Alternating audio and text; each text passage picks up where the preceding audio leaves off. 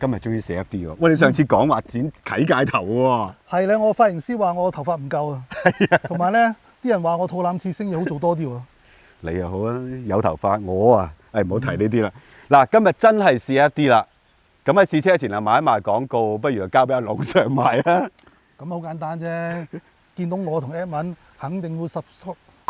見到我同 Edmond，sorry， 見到我同 Edmond 肯定要 subscribe 我哋 YouTube channel 啦，仲有 Facebook 同埋 Instagram 啊，仲有，記得撳埋嗰個鈴鈴，你確保第一時間收到我哋新片啊嘛。係。除咗 Top Gear 之外，仲有龍 Sir 教室啊，都係要 subscribe 嘅。賣完咯。嗯。OK。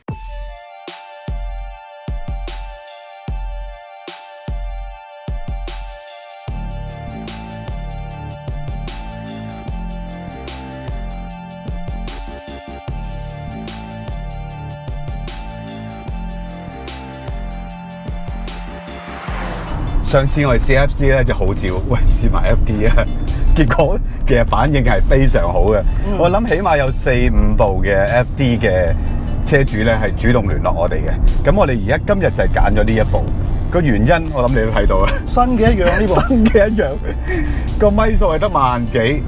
咁嗰個借車嘅朋友買翻嚟好似行咗2000嘅2年，超少。我摸落去感覺啊，無論係軚盤啊或者係波棍啊，所有感覺都好似新車一樣，連陣味都係萬事得新車味。仲有啊，你諗下96年嘅車到而家啦，已經3代嘅 RX-7，我哋而家今日終於試勻啦，終於集齊一套啦，我哋。咁但係如果你講3代 RX-7咧，呢代係最凄慘，即係咁多代加埋，跨咗幾廿年，其實賣咗80幾萬部嘅，但係呢部只係喺呢10年裏邊，佢嘅生產期嘅10年裏邊。只係賣咗6萬幾部，相當坎坷喎。個原因係咪同經濟有關咧？佢係92年面世。係啊。咁當時喺日本咧，佢就因為個尺寸係過咗1.7米。咁有人話因為咁樣影響咗銷情，因為1.7米以上係多啲稅噶嘛。咁坦白講啊，買得呢個級數嘅車，點會資助咗多少啊？主要係90年代嘅經濟爆破啦，咁就日本就真係好受影響嘅。跑車基本上係隻牌子都冇乜銷路。咁但係去到歐洲或者美國咧，亦都係因為90年代中期收緊咗個排放，令到咧轉子引擎亦都好難繼續喺嗰度賣。我印象中佢賣咗2-3年就要接埋啦呢個 model，真係慘啊！但係咁賣得少啫。我諗啊，3代 RX-7最出名可能係呢部。係啊。咁啊好多原因嘅，譬如有電影啊，《Fast and Furious》啊，頭文字 D 啦。係啊。仲有就係90年代興起嘅汽車多媒體啦，以前個個睇書嘅啫嘛，後來就啲人睇 video 啊。係。咁呢架車啱啱就係嗰個時候出啊嘛。係。就成日都出鏡。係。仲成日贏嘅。喺92年出嘅時候咧，其實同一時間差唔多係同期啊。呢架車已經即刻嚟咗香港嘅，唔知你有冇印象？有啊。因為其實頭嗰2代咧都好留意啊轉子引擎啊嘛，係啊，咁所以呢一代嚟到嘅時候咧，老實講啊，真係 catalog 價錢表我都背到熟啊。當其時賣68萬左右，普遍嘅香港人都覺得68萬萬事得，係啊，真係覺得貴啊。但係你諗翻轉頭喎，其實我個年代包括 Supra 啊、NSX 啊、GTO 啊，即係3000 GT 啦、R32 GTR 啊，其實都係大概呢個價位。NSX 係特別貴嘅，120萬到。NSX 你睇翻嗰啲日本 video 講，佢本身嘅車價咧，其實喺日本係貴過 RX-7係3倍嘅。咁所以嚟到香港就貴1倍啦，賣平咗噶啦已經。但係當其時啲人真係接受唔到，哇！日本車點解會賣到呢個價位咧？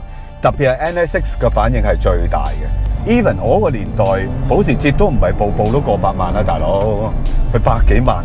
90年代初期，我買第一層樓嘅時候都係幾廿萬啫嘛。咪咯，所以呢個咩4大天王、5大天王，其實嚟到香港唔係真係賣得好好嘅。咁但係而家呢架 RX-7 如果係 Spirit R 嘅話，又係100幾萬，嚇死我！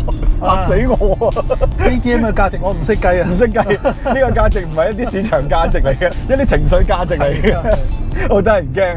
講翻92年啦，92年我都係初出道嘅。哇！見到 RX-7 呢一架樣，仲要係紅色嘅時候，哇！我直頭戀愛上去啊！哇！咁靚嘅車嘅，即刻心心眼啊！哇！點咁靚啊！睇翻日本車，如果係咁複雜嘅弧線咧，對上一架已經係豐田2000 GT 啦。啊，咁啊係喎，真係喎！你諗下，佢成架車係一個 organic body 嚟，好有機。你睇翻同期嘅 NSX 係好 functional， 好尖角。佢當其時嘅跑車係仲玩緊尖角化嘅，即係菱形啊、尖角啊、扁平啊。係呢架突然間，哇！點解好似肌肉咁咧？即係靚到不得了。我睇翻資料，設計呢架車嘅係美國嘅 design studio， 反而唔係 Hiroshima 嗰邊。負責 principal 嘅 designer 係一個台灣出生嘅華人嚟喎。呢個華人個名好似武俠小説個名喎，叫秦無芳喎。其實佢係 principal 嘅設計，當然佢有其他 designer 一齊設計嘅。當其時有幾個 design studio 一齊係為新一代嘅 RX-7 去做個草圖嘅，咁結果就係美國呢個 studio 贏咗，而 principal 嘅 designer 就係呢個秦先生啊。咁而家佢退咗休㗎啦。咁據講咧 ，MX-5 咧佢都有份參加嘅設計嘅。如果咁講落咧就合理啲啦，因為呢一種咁樣嘅線條咧，其實美國都幾興下嘅。係。你記唔記得有啲 Buick Century 啊？就係咁上下嘅樣啊！甚至乎到今時今日Tesla 咧，其實嗰個後半身嘅腰線位咧，其實都係呢種樣嚟㗎。呢種係好美國人好喜歡嘅樣嚟。大囉柚啊！係啊，佢哋話性感喎，性感呢個機械會性感啦。咁但係阿秦生講過，佢設計呢架車嘅時候，佢係好欣賞 Jaguar 嘅 E-Type 啊 D-Type 嘅，即係佢話 inspire 佢就係呢一個嘅。但係好老實啦，你唔係咁講，我真係完全 relate 唔到 E-Type D-Type 嘅，好老實。但係如果你話三代嘅 RX-7 嘅設計咧，呢一代真係大成者啊，真係。係。因為1、2代我哋之前試都講㗎啦，就係如果大家未睇咧，就可以睇翻我哋之前試咗2代嘅 RX-7係我哋點講啦。呢一代真係好有自己嘅 identity 嘅，個頭你直頭認得到係馬自達咯。冇錯，連 MX-5 都係咁個頭㗎嘛。即係頭2代嘅模仿咧，係真係有啲苦作之痕。呢一架咧真係好自然啊！就算係隔咗幾廿年，今日啊，架車擠咗我哋面前睇翻，我哋都覺得哇靚喎，真係。幾有型喎 ，timeless 咯呢啲係啊，真係 timeless 嚟嘅喎。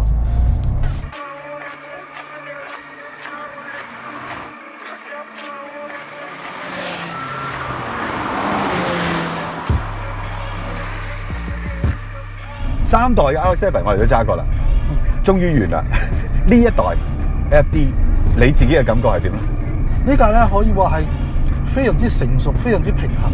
我哋喺呢啲咁嘅路面啊，冇辦法可以揸到佢嗰個底韻出嚟嘅，坦白講，真係好穩定嘅。相對於之前嗰啲真係穩定好多喎。係啊，你明顯地見到架車咧係一代一代咁成長成熟，嚟到呢度咧就已經係真係大熟㗎啦。你講翻第一代啊，嗰個車尾動態，我哋話佢好生鬼，係模仿60年代嗰啲車咁樣甩尾法嘅，係做得到呢個效果，但係咧係有啲突然有啲突兀嘅。啊，第2代。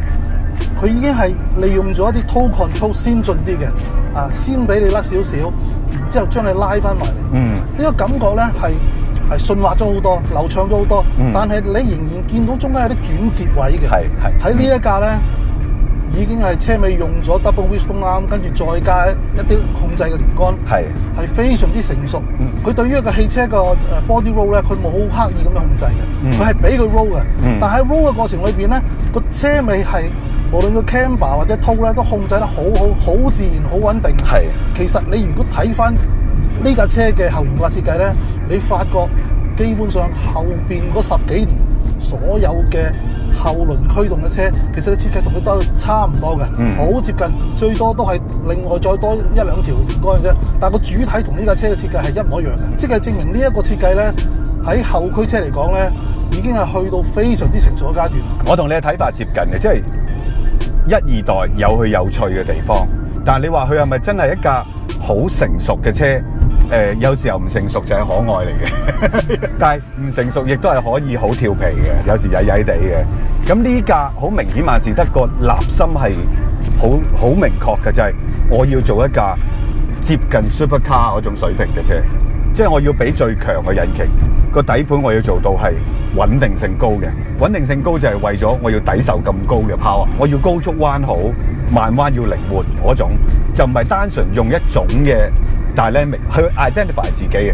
而係我而家就係要做大嘢。其實嗰個年代80年代尾90年代初，日本廠好多呢啲咁嘅大計劃，就係想做一啲我要贏到世界嘅車。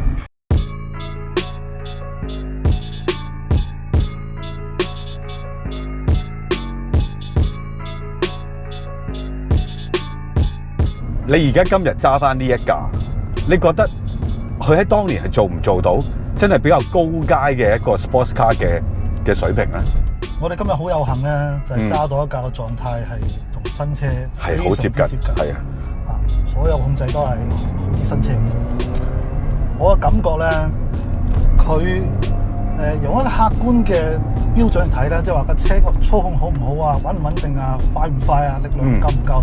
呢啲咁樣嘅客觀標準嚟睇咧，呢架車咧係絕對係當年嘅 world class 嘅車，你拍埋邊架都唔會輸蝕。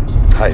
咁但係咧，日本車咧，佢始終係日本人設計啊嘛。所有同人同車之間嘅界面咧，佢一定要設計到，起碼俾到自己日本人用先啦。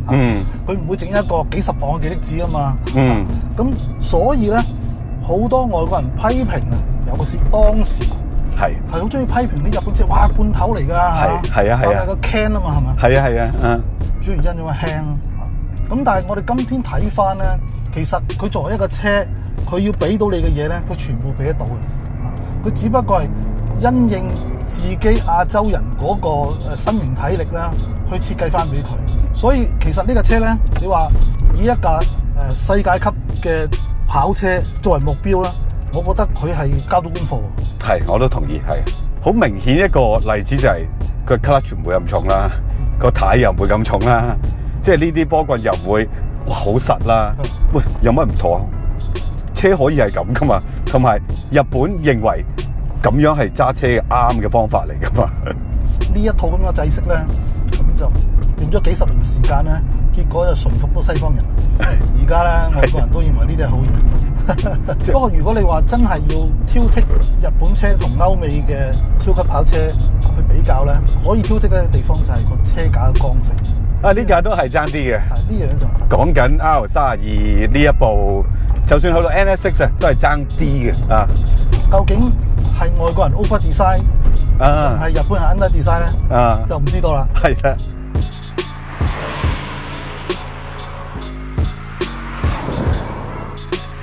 呢副引擎都係13B 啊，當然佢再 modify 過啦。咁真係常規地變成用 turbo 嘅轉子引擎啦。FC 都係 turbo， 但係佢有唔 turbo 噶嘛。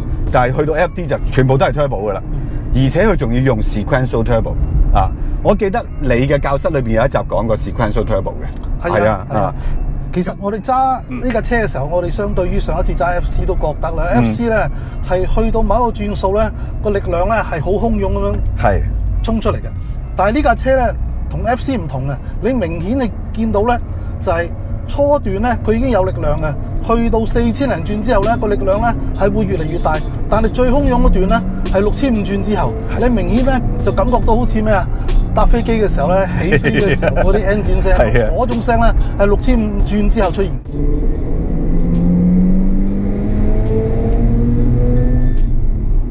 規格上講，佢嘅 sequential turbo 一個係1800轉 kick in， 一個係4000轉 kick in。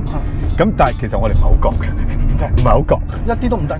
當年要用 sequential turbo 都係想佢唔突兀嘅，但係就少咗 FC 嗰種突然間哇！湧啊！其實咁樣係反而係成熟啲嘅，我覺得。點解咧？因為 FC 佢本身嘅力就唔大，係啊，所以咧你突然間俾一下洶湧嘅感覺咧，你覺得過癮。但係呢架咧係好大馬力嘅，如果馬力嚟得突然嘅話咧，可能會令到佢手足無措嘅。係啊，所以佢呢一個咁樣嘅 sequential 慢慢放啲力出嚟咧，係一個成熟嘅表現嚟嘅。係有責任嘅表現嚟嘅，係有責任嘅心態嚟嘅。而家我哋試緊呢一部就係265匹嘅，咁真係感受到佢個匹數，真係要踩到好高轉先得嘅。即係平時揸你都覺得佢好爽、好平滑嘅，咁千零轉嘅低樓一般啦，咁但係好快就過㗎啦，其實。但係你話我260度，我好勁喎咁。其實你唔踩到去6000轉，好似你所講，聽埋飛機聲，其實你真係唔覺。係啊，哇，200幾分真係有㗎。嗱，好似而家你試下踩下，哦，係啦，起飛啦。即係你要善用到佢個轉數，去到呢一種嘅 power range 咧，咁你又感覺到幾過癮㗎喎。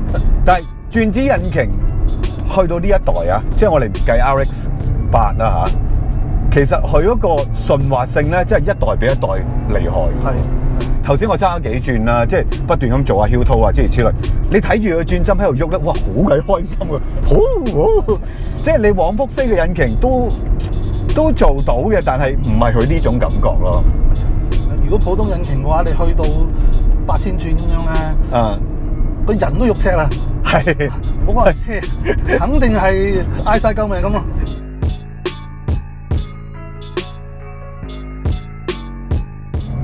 ！3部我哋都試勻啦嚇。如果要你揀最中意嗰部，你會揀邊部？我都正想問你，我就會揀呢部嘅，因為我覺得轉子引擎又好 ，RX-7 呢一個系列又好，去到呢一代真係集大成噶啦，即係最成熟嘅，有一個好強嘅 power，比之前嗰兩代當然係強噶啦。其次就係個 dynamics 個 balance 係做得最好嘅，當然。SA 有佢嘅韻味嘅地方啦 ，FC 有佢狂嘅地方啦，但係其實呢個係兩種都得嘅。仲有就係真係好靚啊嘛車，你自己係點揀咧？我弊啦，我花心啊！我揸 SA 嘅時候咧，我覺得 SA 最正。我揸完 FC 之後咧，就覺得 FC 咧就更正。咁好事嚟嘅喎。SA 因為佢真係嗰個動態好得意啊嘛。係好刺激啊 ！FC 咧個動態。亦都係好有個性嘅，而且中段佢湧出嚟一段力咧，亦都係非常刺激。但係呢部咧就唔同啦，呢部咧就係好成熟啊！學你話齋咧，真係集大成者。咁當然啦，佢因為馬力大嘅關係咧，佢個車尾咧就唔可以再咁有個性，如果唔係咧，可能累死好多人。係，佢咧就好穩定。呢架車咧個力量咧係非常之勁，但係佢釋放嘅時候咧。佢透過 sequential turbo 咧，係等你好容易咁樣去控制得到啊！即係唔會話嚇親你。而成個車架結構咧，個 handling 係非常之穩定。坦白講，你見到嗰啲 video 嘅甩尾呢啲咧，係真係篤有 power slide 嘅。係。你正常單係憑個速度去推喐呢架車咧，嗰個離心力咧，佢係有足夠嘅能力咧，係將架車好穩定咁轉個彎。咁呢架車真係好成熟，好好玩。學你話齋亦都好靚，係咁就冇辦法啦。去到第三架又中意第三架啲，越嚟越花心。不過話時話呢架車靚到咁樣咧，即係如果你擁有咗之後，個 engine 死咗咧，就咁擠喺門口，日日睇你都開心。